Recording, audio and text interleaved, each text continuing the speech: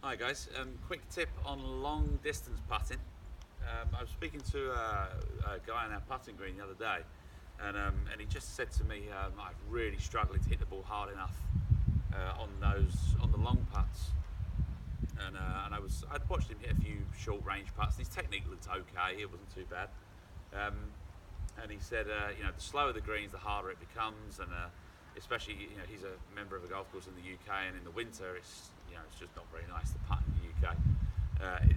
It's cold, it's wet, the grass is long, and the greens don't generally roll very well.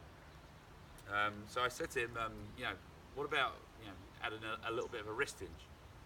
And he was horrified.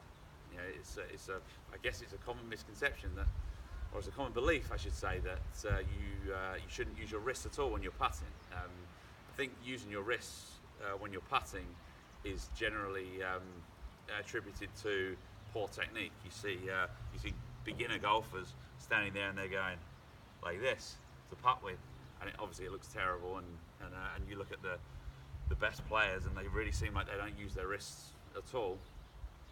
The reality is, if you've got a long putt, maybe a 50, 60 foot putt, or you've got an uphill putt with some slow greens into the wind, maybe, um, it means that if you don't use your wrists, you have to use such a big stroke to get the ball to the hole. And when you start to make such a big stroke, and you're not using your wrists, it kind of starts to feel awkward, and especially if you're trying not to move your body too much as well, which is another thing that a lot of people try to do.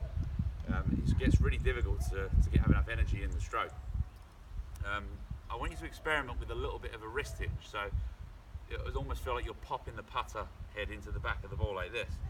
Now really, it'll feel like you've got quite a big wrist hinge, but you probably won't be able to see very much.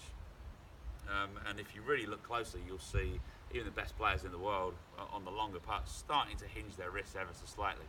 So instead of making a stroke like this, the next time you have like a 70-foot putt, instead of having to make a big long stroke like this, hit that quite a long way at the heel actually.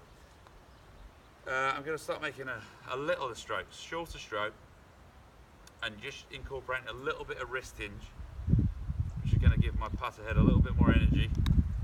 There we go. Better strike. That one's actually rolled further than the last one. So just experiment with a little bit of wrist hinge, just enough to give you a little bit of a pop into the back of the ball. It'll make you a better putter from long range.